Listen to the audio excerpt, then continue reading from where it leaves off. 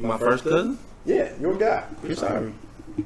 Now, before you guys, let me remind you that this is not based off of what they did post-career. No. I don't want anybody to think that we sit up here hating on Chris Ivory and a guy that went to the Pro Bowl is sitting outside of the top 10. We've had other NFLers on this list, but it's not about just making the NFL. On this list, it's about what you did in high school. And as talented as Chris Ivory was, it really just, you can't just push him in that top 10 from a fullback position. No. He just didn't have the ball enough to be a top 10 worthy kind of guy. So let's get that bad out of the way. Now, Ricardo, yo guy, I'm going to step away for a second. You talk to all these people about just how good your kinfolk was. Okay. Chris was a rare breed at that time because Longview had never seen a fullback like Chris. If you think about his predecessors before him, you think about Fred Hawkins, who was low to the ground, kind of a bigger, frame. He had exceptional speed, but he wasn't gonna just pop out to you. Then you have Chris Jones, who came before Chris. Probably had a little more speed, a little more burst. Probably had a little more agility in and out the holes, but still nothing like what you seen when you seen Chris play. When Chris played, he came with power. He had the size, he had the speed, he had the agility. He was literally a running back that was forced to play fullback off the strength that you're playing with arguably the best running back to ever come through Longview in Vondrell McGee. And so I'll be the first to tell you, Chris hated playing fullback, but he made the most of it. And if you watch his highlights, you're not going to only see Chris making incredible runs. You're going to see Chris making incredible blocks. And even when it was a turnover, you're going to see Chris laying people out. It was a game in Lake Highlands where Carlin threw an interception and the guys running the ball back. And sadly for him, he just didn't see 23 standing there. And it ended pretty bad for him because Chris, he knocked the shit out of him.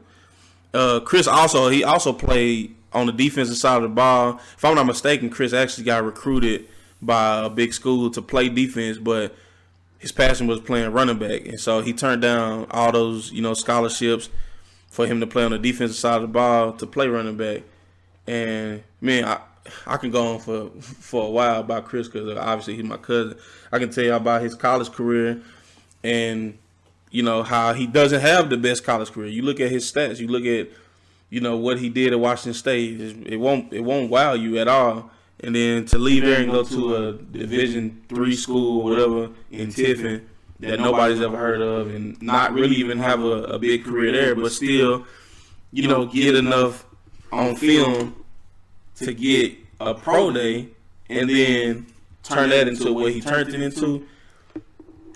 It's one of those stories that you definitely know that God had his hands on him. You know what I'm saying? Because Chris Ivory, there's nothing about Chris Ivory's college career or high school career that says Pro Bowl running back. No. And so for him to do what he did while he using what he had and the story and the path that he took is simply immaculate to me. As a singer, we're talking about a guy ends from the shotgun. Here's Freeman back to throw it. They set up. Freeman chased out of the pocket. He got it to Ivory. What a catch Ivory made. And he made a one-hand catch. He's still going. Touchdown. What a play Chris Ivory just made, folks. Oh, it's a perfect screen, too. Here goes McGee. Ivory and McGee beside Freeman. There's a high snap. They give it to Macon. They give it outside to Ivory. And Ivory's going to get it to the end zone for a touchdown. Well, they just ran side of the field as the wide receiver. Aubrey Wilkerson in at tailback.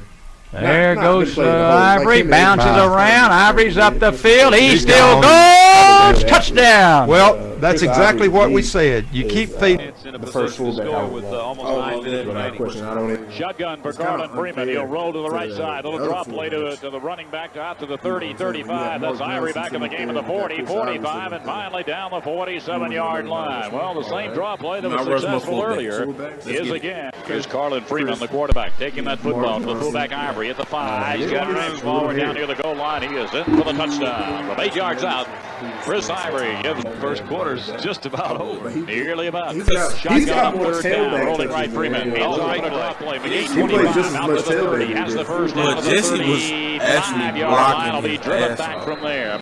I still maybe somewhere I got a message that me and Jesse spoke about before his senior year, and when he found out he was actually going to be playing fullback, the man was pissed because he feels like he's a natural running back. And I was telling him, bro, get out there, and if you're not touching the ball, block your ass off. They're going to see that. Yeah. If you play Jesse's highlights, he got a highlight. When he wanted to. That was the thing with Jesse about blocking. He could turn on when I wanted to. When he wanted to, he could absolutely kill you. Yeah. So we'll go Jesse there. I'm cool with that. I think DeAndre Wilson is probably the fourth guy to put on that list. If we're going Mount Rushmore, you can do Fred Hawkins, you can do Chris Jones. There's some other guys on there that you could, talk about being in that fourth spot. I'm definitely not putting them over this. Yeah, I'm